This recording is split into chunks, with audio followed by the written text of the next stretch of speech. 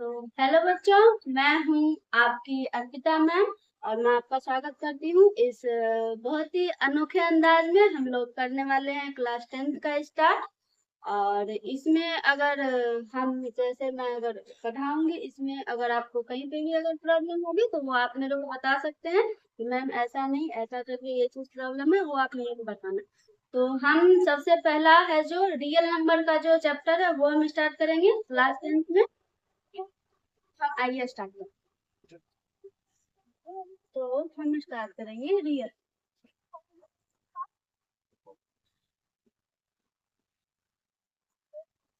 ठीक है, real number में चैप्टर का नाम है रियल नंबर। अगर कोई हिंदी मीडियम के बच्चे होंगे तो ये दोनों के लिए है, क्योंकि जो हिंदी से भी पढ़ रहे हैं वो भी इस क्लास को देख सकते हैं, जो इंग्लिश मीडियम से भी पढ़ रहे हैं वो भी इस क्लास को देख सकते हैं, क्योंकि ये बाइलिंगुअल है। ठीक है, तो इसमें हम देखते हैं कि रियल नंबर होता क्या है। पहले थोड़ा सा इसके बारे में जानकारी ले लेते हैं। ऐसे तो आप लोगों को पता होगा, लेकिन हम थोड़ा सा मैं बताऊंगी रियल नंबर होता क्या है। तो जैसे हम लोगों ने पढ़ा होगा संख्या रेखा, जैसे हम लोगों ने पढ़ा होगा, ठीक है। वन 0 होता है, 1 होता है, 2 होता है, 3 होता है, 4 5 होता है। ठीक है, इधर -1 -3 -3 -2, ये डॉट डॉट ये इनफाइनाइट तक होता है, ये भी इनफाइनाइट तक होता है। ठीक है, तो जितने भी नंबर्स को हम संख्या रेखा पे हम दर्शा सकते हो वो सारा रियल नंबर होगा, चाहे वो निगेटिव हो पॉजिटिव हो रूट में हो, कुछ भी हो, वो रियल नंबर होगा और वो संख्या रेखा पर उसको हम दर्शा देते हैं। तो रियल नंबर में आगे किसको कहते हैं, अब देखते हैं रियल नंबर को हम दो भागों में बांटते हैं। ठीक है, पहला होगा रेशनल नंबर, पहला रेशनल नंबर होगा, दूसरा होगा इरेशनल नंबर। इरेशनल नंबर, ठीक है। रेशनल नंबर को भी हम दो भागों में बांटेंगे। एक होगा इंटीजर, एक होगा नॉन इंटीजर।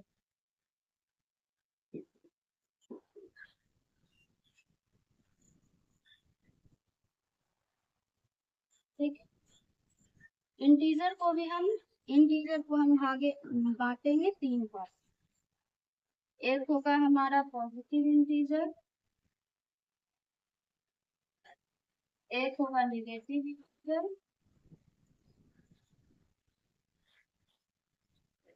और एक होगा जीरो।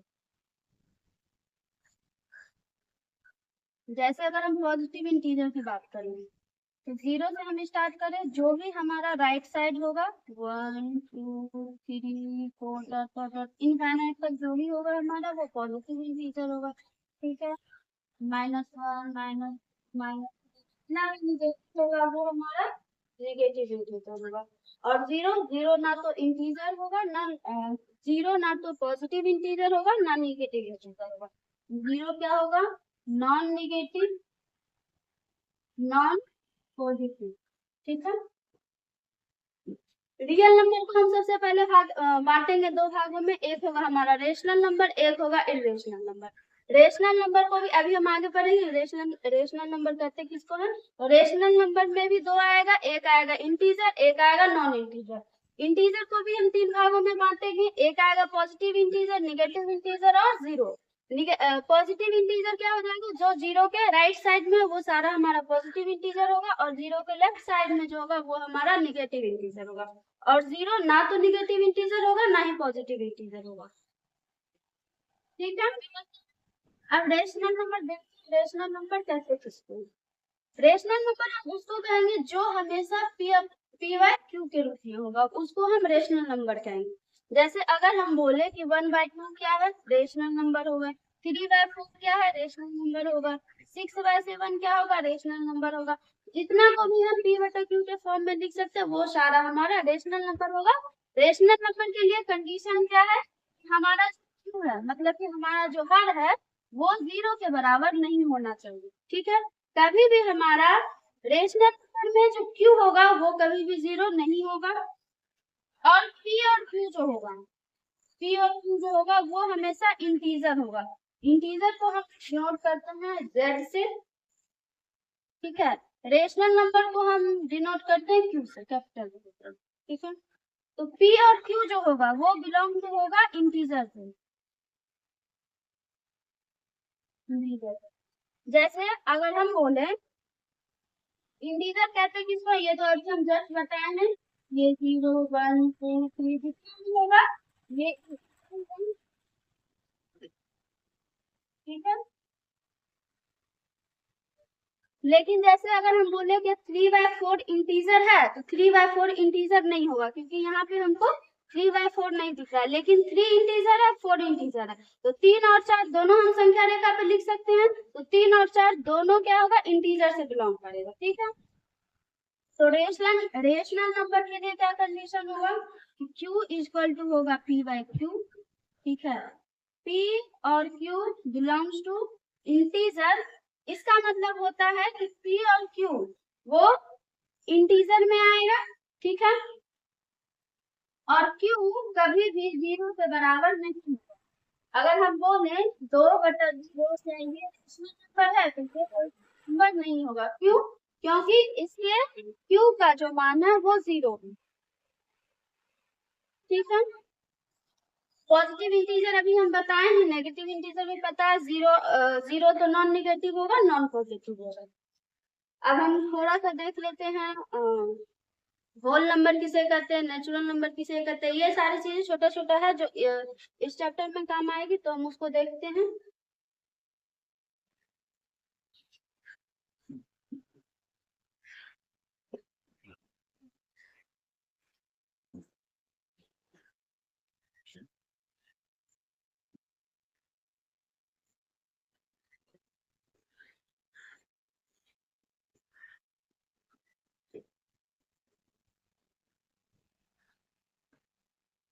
हम देखते हैं नेचुरल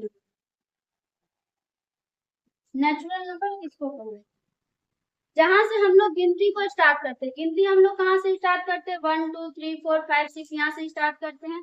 मतलब कि जितना भी पॉजिटिव इंटीजर होगा उसको हम बोलेंगे नेचुरल नंबर। नेचुरल नंबर का सीधा सा मतलब है जहां से हमारी काउंटिंग स्टार्ट होती है, हमारी काउंटिंग 1 से स्टार्ट होती है, तो 1 से लेकर जहां तक भी जाएगा, इनफाइनाइट तक जाएगा, वो सारा हमारा नेचुरल नंबर होगा, ठीक है।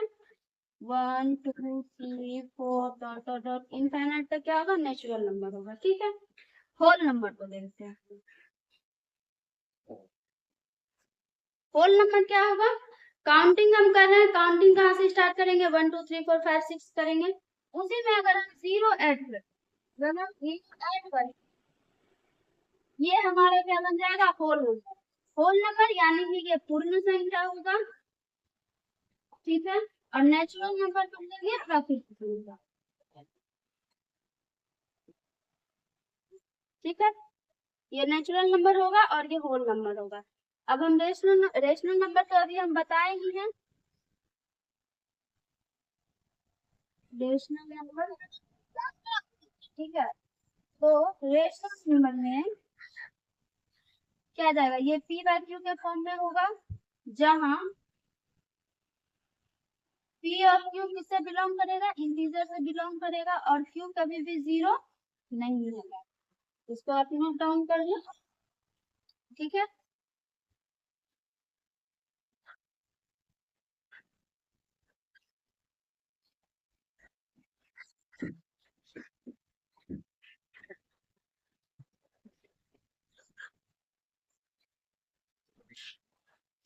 अब जैसे अगर हम पूछें क्या 1/7 एक रेशनल नंबर है, तो हम कैसे पता करेंगे। सबसे पहले तो हम देखेंगे ये P/Q के फॉर्म में है या नहीं, तो ऊपर P/Q के फॉर्म में है या नहीं, तो बिल्कुल है, P/Q के फॉर्म में है, ये देखिए। 1 और 7 क्या इंटीजर से बिलोंग कर रहा है, 1 और 7 क्या इंटीजर से बिलोंग कर रहा है, बिल्कुल कर रहा है, तो ये होगा। क्या Q बराबर 0 नहीं है, Q बराबर 0 नहीं है, Q बराबर तो 7 है, तो ये रेशनल नंबर होगा। अब देखते हैं, जैसे अगर हम बोले, हम अगर 1/3 लिखते हैं और 3 को देखते हैं 1 से भाग। ठीक है, तो ये क्या आएगा, 0 पॉइंट, यहाँ 0 आएगा, 3 3 9 3 आएगा, फिर 0 आएगा, 9 ठीक है। ये क्या होगा, 0.333 ये रिपीट होता रहेगा। रिपीट का मतलब क्या है, अभी जैसे हम रेशनल नंबर में बताए थे, एक होगा हमारा इंटीजर होगा, एक इंटीजर होगा, एक नॉन इंटीजर होगा, एक नॉन इंटीजर होगा। तो 1/3 क्या होगा, नॉन इंटीजर होगा। 1/7 क्या होगा, नॉन इंटीजर होगा। जितना भी पी वाई क्यू के फॉर्म में होगा वो नॉन इंटीजर होगा, और जितना सिंगल नंबर रहेगा जैसे 5 है, 7 है, 8 है, ये सारा क्या होगा, इंटीजर में आएगा। ये जितना भी पी वाई क्यू के फॉर्म में होगा वो हमारा नॉन इंटीजर होगा, वो हमारा नॉन इंटीजर होगा। सही है, तो देखो इसको हम क्या लिख सकते हैं, 0.3333 ये बढ़ता जाएगा, इसको हम लिख सकते हैं 0.3 की पावर 12। ये क्या रहा है, एक ही नंबर रिपीट हो रहा है, एक ही नंबर रिपीट हो रहा है। रिपीट वो हमेशा रिपीट होता रहेगा, वो कभी भी खत्म नहीं होगा। तो रिपीट हो रहा है तो इसको हम बोलेंगे रिपीटिंग डेसिमल।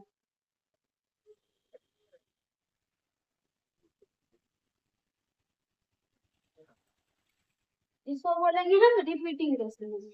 उसके बाद जैसे अगर हम बोले 4/5 को हम डिवाइड करें, ठीक है,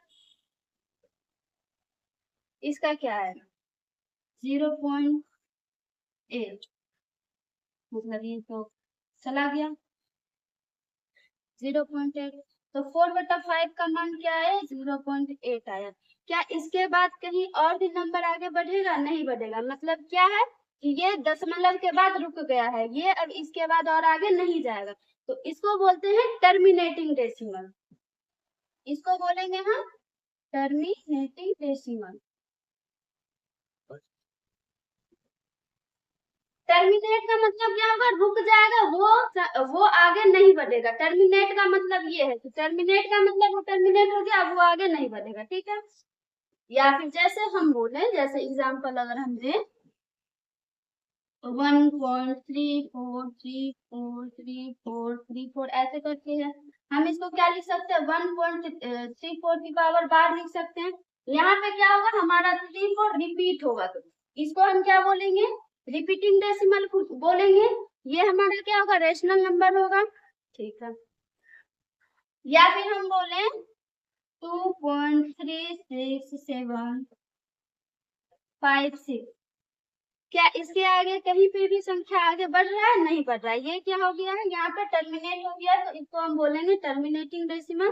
तो टर्मिनेटिंग डेसिमल में क्या होगा, वो नॉन इंटीजर में आएगा, उसको भी हम रेशनल नंबर बोलेंगे। ठीक है, अब जैसे हम पूछे कि क्या पाई एक रेशनल नंबर है, आप बताओ क्या पाई एक रेशनल नंबर है। तो पाई एक रेशनल नंबर नहीं है। क्यों नहीं है, क्योंकि इसमें ना तो कोई नंबर है, पाई की वैल्यू हमको नहीं पता है, पाई की वैल्यू हमको नहीं पता है, तो हम इसको नहीं बोल सकते। अब कई बच्चे बोलेंगे कि मैम पाई की वैल्यू तो 22/7 होती है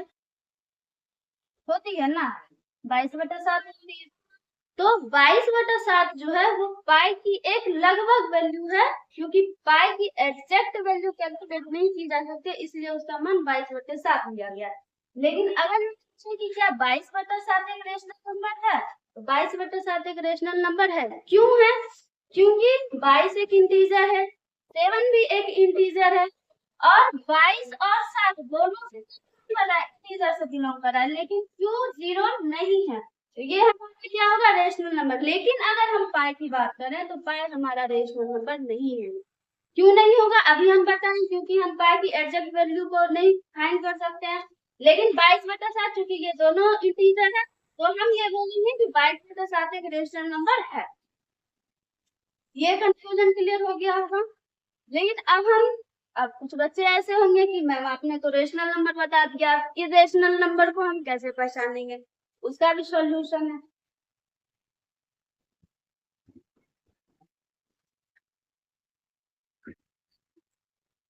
जैसे अगर हम बोले 1.34576091 ये ऐसे करके बढ़ता जा रहा है और कोई भी फिक्स वैल्यू नहीं है कि हम उसको पता कर सकते हैं कि ये यहाँ के बाद रिपीट हो रहा है या यहाँ के बाद टर्मिनेट हो रहा है, हमको नहीं पता चल रहा है। तो सिंपल सा इसको हम बोल देंगे जिसका पता ही नहीं चल रहा है कि आगे क्या आएगा, ये हमारा होगा इर्रेशनल नंबर। क्या होगा? इर्रेशनल नंबर होगा, मतलब कि इसको ऐसे होगा, ये हमारा इर्रेशनल नंबर। जैसे आप बताना कौन सा इर्रेशनल है कौन सा रेशनल, ठीक है।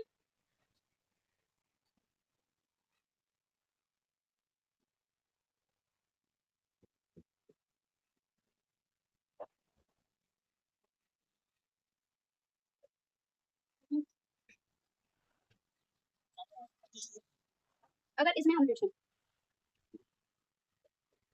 पहला नंबर क्वेश्चन को अगर हम देखें, ये क्या है, बार लगा हुआ है, बार का मतलब कि नंबर रिपीट होगा, नंबर रिपीट होगा तो मतलब कि रिपीटिंग डेसिमल होगा, तो रिपीटिंग डेसिमल क्या है, रेशनल नंबर होता है, तो ये हो जाएगा हमारा रेशनल नंबर। अब इसमें अगर हम देखें तो 3.567689 कहाँ तक जाएगा ये हमको पता ही नहीं है कि कहाँ तक खत्म होगा, ना ही ये पता चल रहा है कि रिपीट भी होगा, तो ये हमारा रेशनल नंबर क्या होगा, ये रेशनल नंबर। फिर 4.3267 ये इसका बार है मतलब कि ये रिपीट होगा, मतलब कि रिपीटिंग डेसिमल होगा, ठीक है। तो ये भी हमारा हो जाएगा इर्रेशनल नंबर, ठीक है।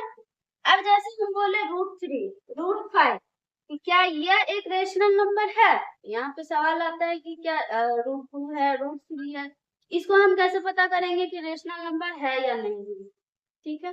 तो इसमें √2 √3, तो पहले √2 और √2 की वैल्यू होती है उसको याद कर लेना, आगे का कैलकुलेशन में आपको काम आएगा 1.414 1.7 ये होती है, ये √2 का वैल्यू होता है, ये √3 का वैल्यू होता है, ठीक है। तो क्या √2 रेशनल नंबर है, √3 एक रेशनल नंबर है, तो इसको हम देखते हैं।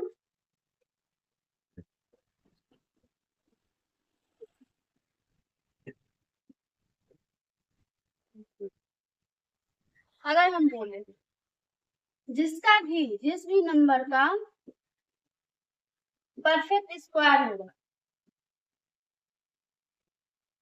परफेक्ट स्क्वायर होगा वो ही रेशनल नंबर होगा, जिसका परफेक्ट स्क्वायर नहीं है वो रेशनल नंबर नहीं होगा। जैसे अगर हम बोले √9, तो क्या यह एक परफेक्ट स्क्वायर है, बिल्कुल है, इसका इसका 3 आएगा, तो 3 एक रेशनल नंबर है, बिल्कुल है।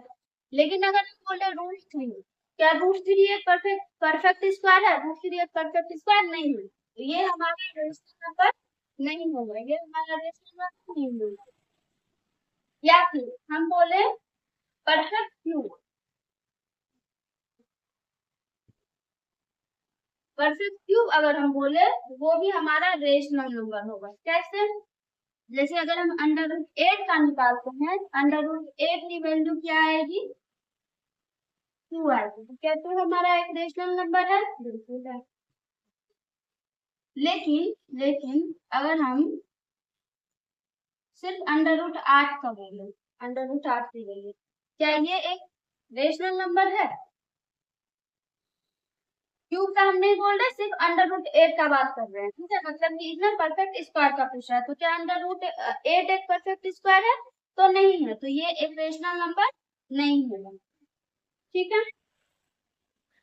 जो भी हमारा परफेक्ट स्क्वायर होगा वो रेशनल नंबर होगा, जो परफेक्ट स्क्वायर नहीं होगा वो इरेशनल नंबर होगा, जो हमारा परफेक्ट क्यूब होगा वो रेशनल नंबर होगा, जो परफेक्ट क्यूब नहीं होगा वो इरेशनल नंबर होगा। यहाँ तक बात समझ में आ गई, अब आगे बढ़ते हैं।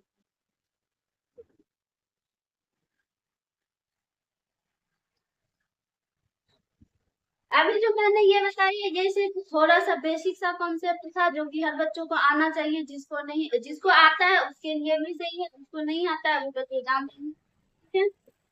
अब हमें क्या करना है, एचसीएफ और एलसीएम निकालना है। उसके लिए सबसे पहले हम समझेंगे कि प्राइम नंबर क्या होता है, कंपोजिट नंबर क्या होता है, मल्टीपल्स क्या होते हैं, ये सारा चीज समझते हैं। जैसे अगर हम बोले एक,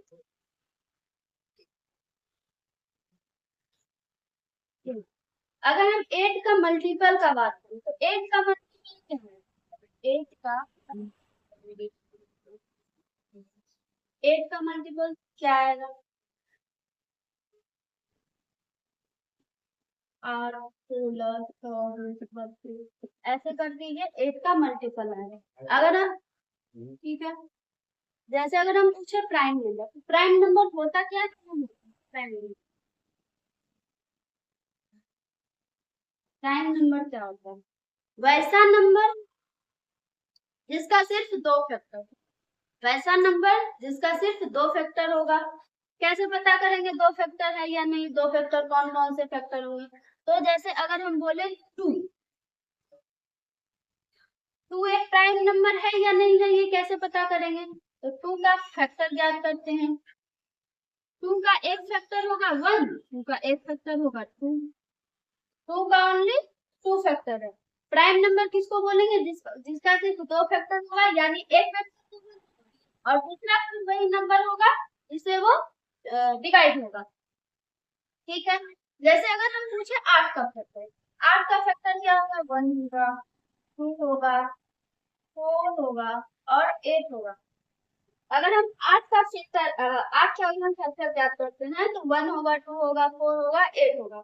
इसमें तो दो से ज्यादा फैक्टर है, तो दो से ज्यादा फैक्टर है तो मतलब कंपोजिट नंबर, दो से ज्यादा फैक्टर है तो मतलब कंपोजिट नंबर,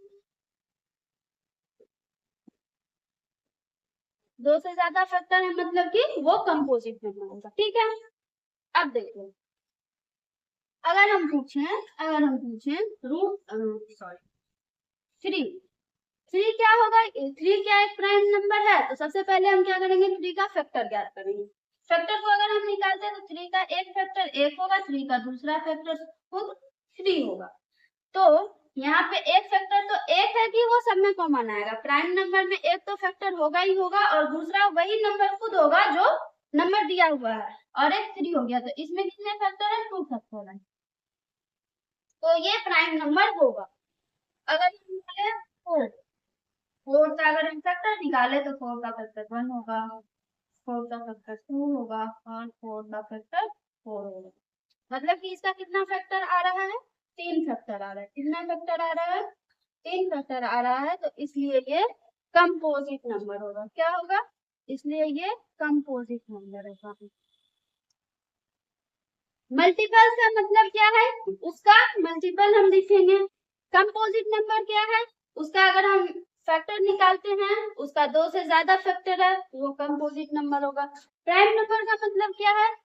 वैसा नंबर जिसका सिर्फ दो फैक्टर होगा, पहला फैक्टर तो वन होगा और दूसरा फैक्टर वो खुद होगा, उसको हम बोलेंगे प्राइम नंबर।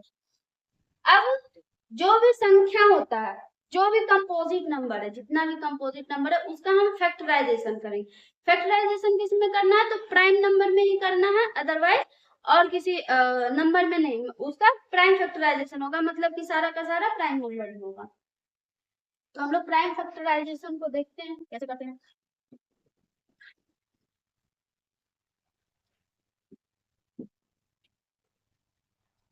जैसे अगर हम बोले 24,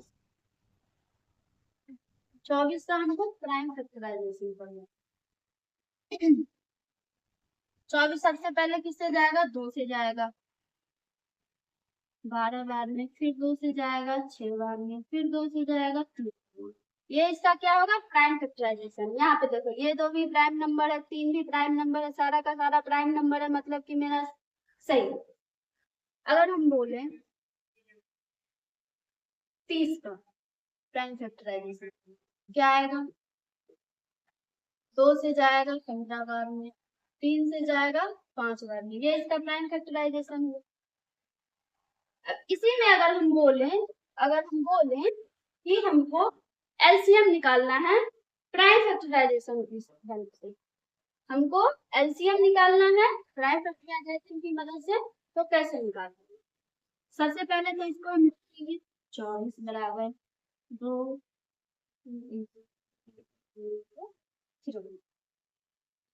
ये 30 हो गया, 5। इसको हम क्या लिख सकते हैं? 2 की पावर 3 वो है, और इसको तो देखो एलसीएम हम कैसे निकालेंगे। एलसीएम का पहले मतलब समझते हैं, एलसीएम आखिर होता क्या है। दो नंबर हमको दिया हुआ है, दो नंबर दिया हुआ है, ठीक है।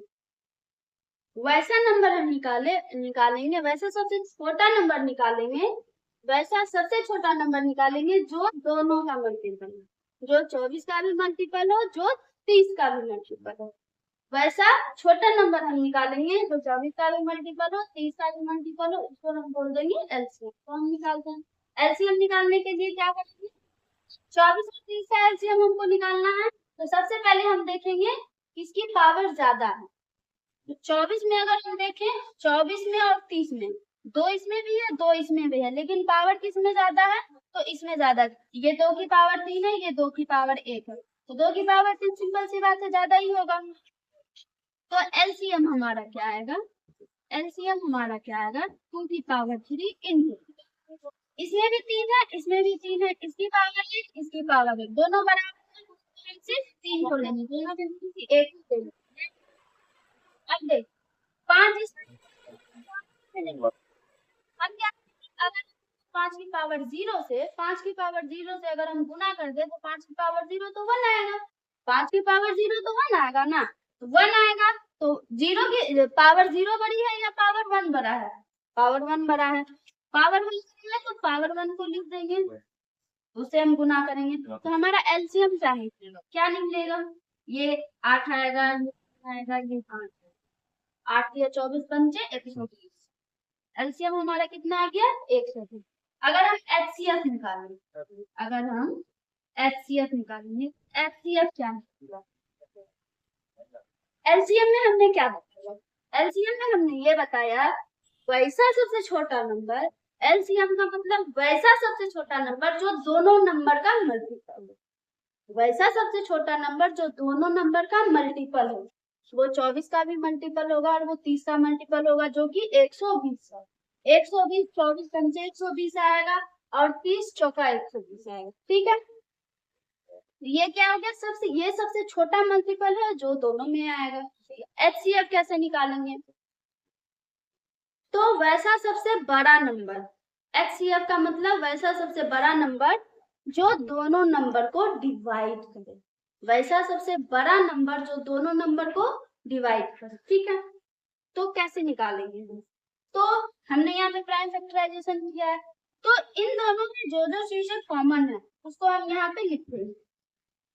यहाँ पे देखो, यहाँ पे अगर हम देखें, यहाँ पे अगर हम देखें, दो इसमें भी कॉमन है, दो इसमें भी कॉमन है, ठीक है। एक 3 इसमें भी है, एक 3 इसमें भी है, दोनों में कॉमन है, तो हमारा क्या क्या कॉमन आ जाएगा, 2 कॉमन आएगा और एक 3 कॉमन है, क्या आएगा, 3 कॉमन। एचसीएफ हमारा क्या आ गया, 6 आ गया। 6, वही 6 ही सबसे बड़ा नंबर है जो 24 को भी डिवाइड करेगा और 30 को भी डिवाइड करेगा, ठीक है। एक दो क्वेश्चन और करते हैं तो यहाँ से डाउट क्लियर होगी।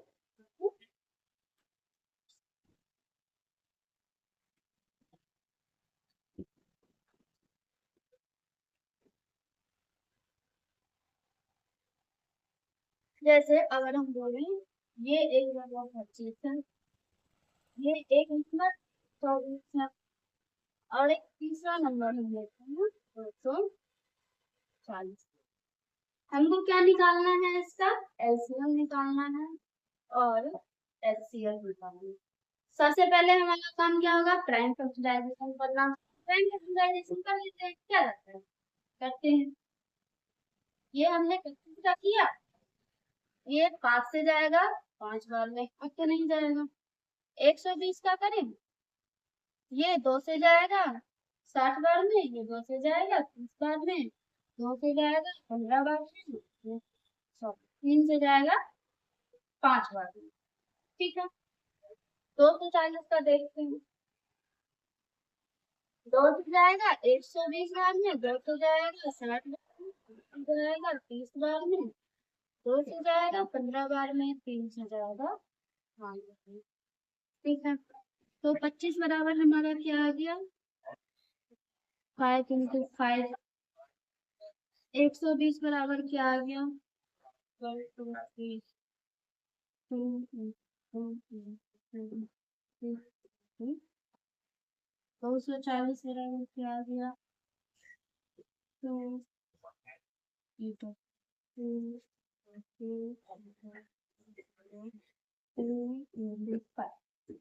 इसको हम क्या लिख सकते हैं? 5 की पावर 2 लिख सकते हैं। इसको क्या लिखेंगे? 2 की पावर 3 इंटू 3 इंटू 5। इसको क्या लिखेंगे? 2 की पावर 4 इंटू 3 इंटू 5। अगर हम HCF की बात करें, तो HCF हमारा क्या है? HCF का मतलब हम क्या बताए हैं? वैसा सबसे बड़ा नंबर जो, अगर यहाँ पे 3 है तो ये तीनों को डिवाइड करेगा। वैसा सबसे बड़ा नंबर जो तीनों को डिवाइड करेगा। तो कैसे निकालेंगे? सबसे पहले हम देखेंगे क्या क्या कॉमन है। तो इसमें भी 1 5 है, इसमें भी 1 5 है, इसमें भी 1 5 है। बाकी का अगर देखो तो 2 5 तो कॉमन नहीं आएगा, इसमें भी 2 नहीं है, इसमें 2 नहीं है, 3 नहीं है, तो 2 3 भी कॉमन नहीं आएगा। तो HCF हमारा क्या हो जाएगा? 5 हो जाएगा। ठीक है, LCM हम निकालते हैं। LCM अगर हम निकाले तो हम क्या बोले? LCM का मतलब है वैसा सबसे छोटा नंबर जो सभी का मल्टीपल हो। वैसा सबसे छोटा नंबर जो सभी का मल्टीपल हो। वो 25 का भी मल्टीपल होगा, वो 120 का भी मल्टीपल होगा और 240 का भी मल्टीपल होगा, है ना? तो मल्टीपल कैसे निकालेंगे देखते हैं। क्या करेंगे हम? सबसे पहले जिसमें सबसे बड़ी पावर है उसको हम उठाएंगे। तो यहाँ पे 2 है, इसमें भी 2 की, इसमें 2 की पावर 4 है, इसमें 2 की पावर 3 है, इसमें अगर नहीं है तो इसमें 2 की पावर 0 तो हम लिख ही सकते हैं। तो देखो 2 की पावर 4 इसमें बड़ा है, तो 2 की पावर 4 इसमें लिखेंगे। 3 को अगर हम देखते हैं तो 3 इसमें भी है, 3 इसमें भी है, लेकिन 3 इसमें नहीं है। इसमें हम 3 की पावर 0 लिख देंगे। तो 0 और 1 में कौन बड़ा होगा? 1 बड़ा होगा, तो 3 की पावर 1 आ जाएगा। तो ये 3 हो गया। अभी 5 इसमें भी है, 5 इसमें भी है, लेकिन 5 पावर बड़ी आएगा, मतलब कि 5 की पावर 2 आएगा, है ना? गुना 25 आएगा इसमें।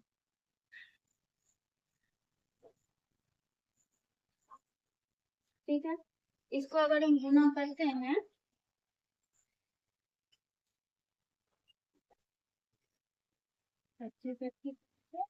देखो इसका एल्सियम क्या है? 12।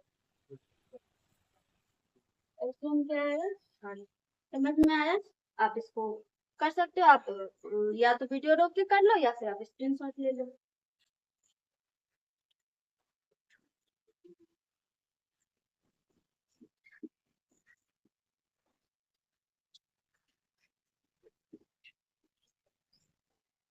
एक और क्वेश्चन हम लास्ट करेंगे इससे, ठीक है? जैसे अगर हम मानते हैं यहाँ पे 104। सबसे पहले हम क्या करेंगे? प्राइम फैक्टराइजेशन करेंगे। सबसे पहले हमारा काम क्या होगा? Prime factorisation. ये हमारा 91, ये 13 से जाएगा 7 बार में, ये 26 है 13 से जाएगा 2 बार में, ये 104 है 13 से जाएगा 8 बार में, फिर 2 से जाएगा 4 बार में, फिर 2 से जाएगा। सही है, अब हम इसको लिख लेते हैं। 91 बराबर क्या है?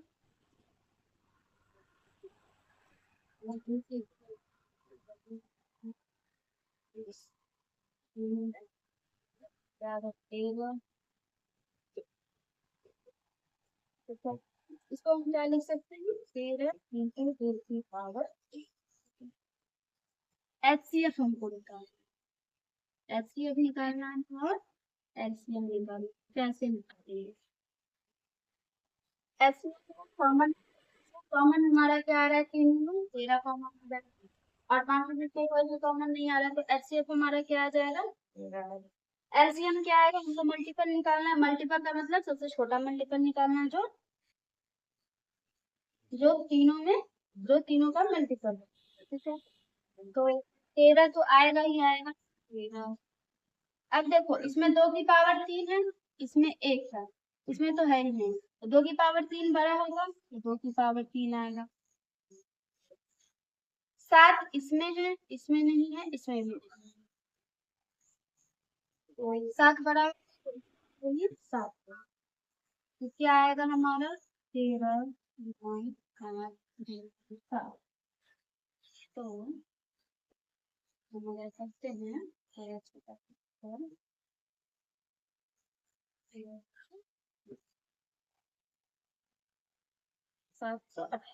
कितना आ गया? 728। ठीक है, तो ये क्वेश्चन हम करते हैं और अगला क्वेश्चन हम देखते हैं।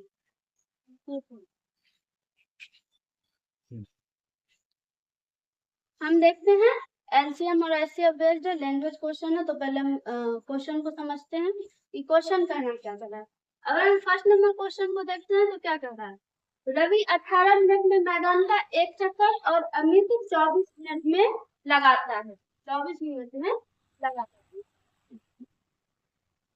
ठीक है, यदि दोनों एक ही समय में चलना शुरू करते हैं तो अगली बार मैदान के एक ही बिंदु पर कितने समय के बाद मिलेंगे। सही है, देखते हैं कैसे बनेगा।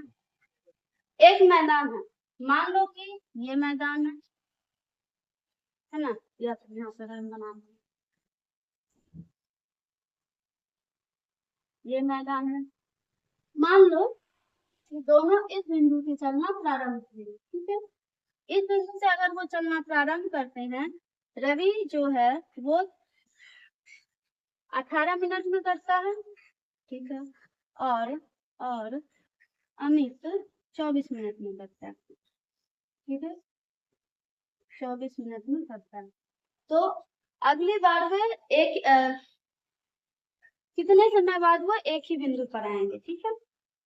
तो अगर मान लो कि यहाँ से रवि चलना प्रारंभ कर रहा है, यहाँ से रवि चलना स्टार्ट करता है, तो यहाँ से वो चलकर ये वापस से ये पूरा चक्कर वो कितने टाइम पे लगाएगा, 18 मिनट में लगाएगा।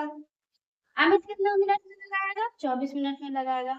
तो अगर रवि का ये पूरा चक्कर पूरा हो गया तो वो तो क्या करेगा, यहाँ से आगे निकलेगा। लेकिन अमित को आने में तो अभी टाइम लगेगा, जब तक अमित यहाँ पे पहुंचा होगा तब तक तो रवि आगे निकल चुका होगा।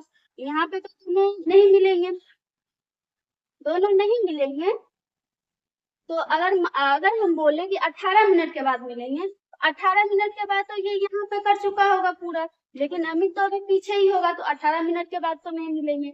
अगर हम 24 मिनट के बाद बोले तो 24 मिनट में क्या हो गया, 18 मिनट में तो रवि आ चुका है, रवि क्या होगा, वो तो आगे चला जाएगा। अगर अमित यहाँ पे पहुंचा हुआ होगा तो रवि क्या होगा, आगे बढ़ चुका होगा, मान लो यहाँ पे कहीं पे हो, ठीक है।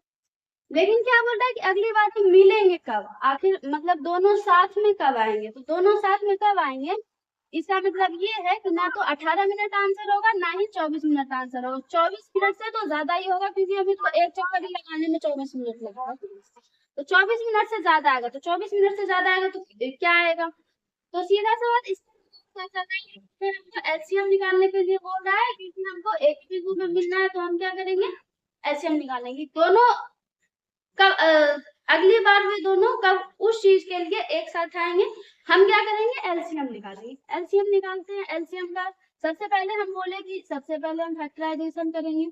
अगर हम 18 का फैक्टराइजेशन करते हैं तो ये 2 से जाएगा, 3 से जाएगा, 3 बार, ठीक है।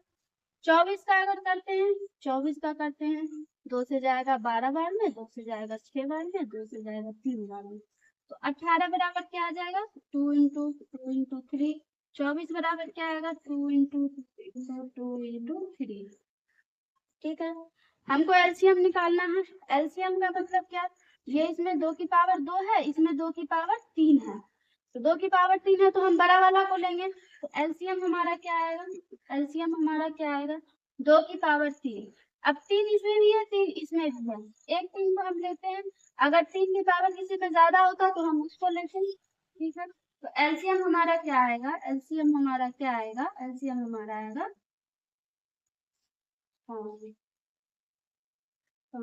2 की पावर 3 है, यहाँ पे 2 3, ये 3 की पावर 2 है, ठीक है।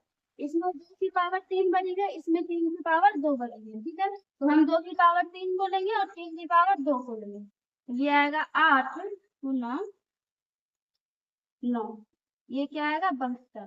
तो अगर कितने टाइम बाद वे दोनों एक साथ में मिलेंगे, तो 72 मिनट के बाद वो एक साथ में मिलेंगे। तो हम लिखेंगे दोनों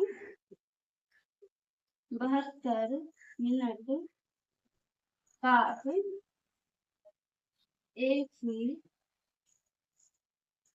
बिंदु पर मिलेंगे, ठीक है। ये पहला क्वेश्चन हो गया। अब हम दूसरा क्वेश्चन देखते हैं क्या कहता है, पहले वो हम समझते हैं आखिर क्या।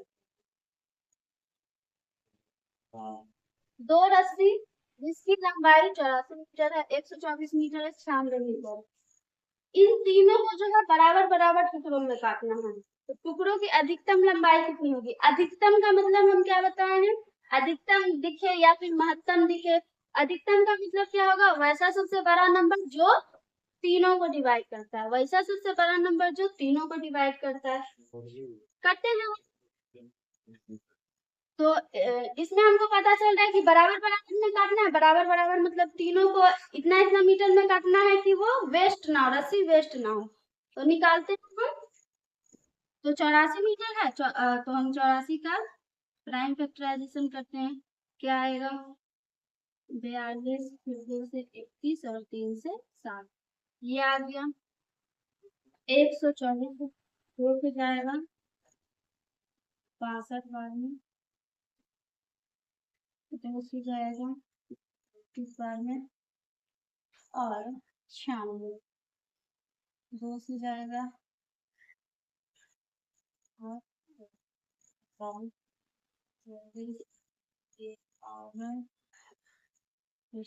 फिर 2 से 3। अब हम इसको लिखते हैं।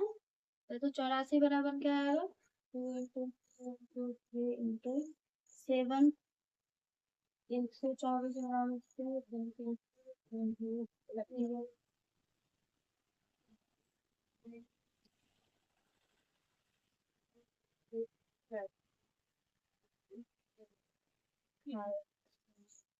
इसको हम क्या लिख सकते हैं? 2 की पावर 2 3 3 7, 2 की पावर 2 3 7 2 की पावर 5 सही है। एचसीएफ हमको निकालना है ना, एचसीएफ में हम क्या निकालेंगे? वैसा सबसे बड़ा नंबर जो तीनों को डिवाइड करता हो। तो देखो 1 2 2 तो सब में है, ये 1 2 कॉमन आ गया, ये 2 भी सब में कॉमन है, डबल कॉमन आ गया। अब 3 देखो, 3 इसमें है, इसमें नहीं है, इसमें है, मतलब कि 2 3 में है लेकिन 1 में 3 नहीं है। तो हम क्या करेंगे? 3 को नहीं लेंगे, 3 को इग्नोर करेंगे। 7 को देखते हैं तो 7 इसमें है, बाकी ये दोनों में नहीं है, तो छोड़ देंगे। और कुछ है 31 है, 31 इसमें तो है, इसमें है, इसमें नहीं है, तो 31 को भी छोड़ देंगे। तो हमारा क्या कॉमन होगा?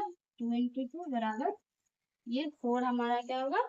एचसीएफ होगा। मतलब कि अगर हम सभी जितना भी मीटर है उसको अगर हम 4 मीटर का 4 मीटर की रस्सी में अगर हम काटते हैं तो वो सारा क्या होगा? टुकड़ा बराबर होगा।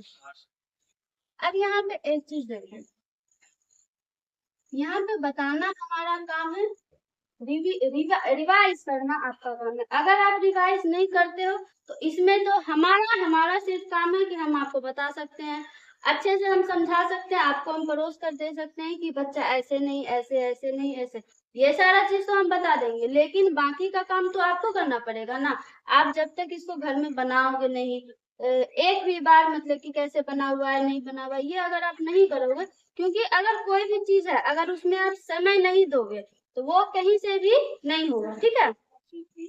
तो जैसे कि हमने ये सवाल बताया, ठीक है, तो अगर मान लो कि हमने बताया और आपको समझ में नहीं आया, आप क्या करो ना कि आप एक बार नहीं, 2 बार नहीं, आप 3 बार, 3 से 4 बार आप इसको बना, वो और जाहिर सी बात है वो आपको आएगी समझ में, क्योंकि आप जब तक उसको समय नहीं दे रहे।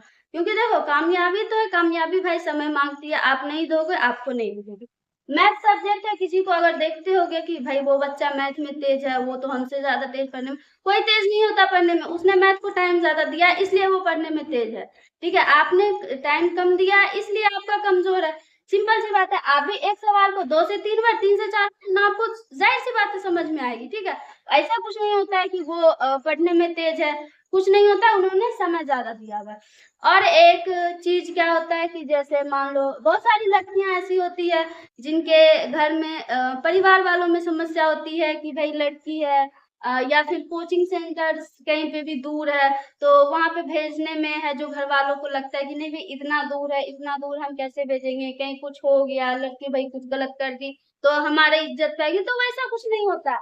तो आप विश्वास करके देखो, बेटी तो आप ही की है ना, अगर कहीं पे भी कुछ गलती हो गई है, नहीं हुई, तो उसको सुधार करो, उसको बैठ के आप समझाओ, है ना, आपकी बेटी है, आपकी बात सुनेगी। और आप नहीं भरोसा करोगे तो फिर दुनिया वालों पे कहाँ से आप कर रहे हो कि वो आपकी बेटी पे है ना, आपकी बेटी को तो आपको अपने हिसाब से करना होगा कि भाई मेरी बेटी है, तो भाई आपको अगर जैसे एक होता है ना कि समाज बोलता है कि भाई बेटी है इतना दूर हम कैसे भेजेंगे, तो आप उनको बोलो ना आपकी बेटी है भाई, आप अपनी बेटी का देख लो, हम तो अपनी बेटी को भेजेंगे। ठीक है, आपका है तो आपको नहीं भेजना है, वो आपकी प्रॉब्लम है ना, लेकिन हम तो भेजेंगे क्योंकि हमको है, हम भेजेंगे। आप अपना बच्चा का देख लो, मैं अपना बच्चा का देख लूंगी।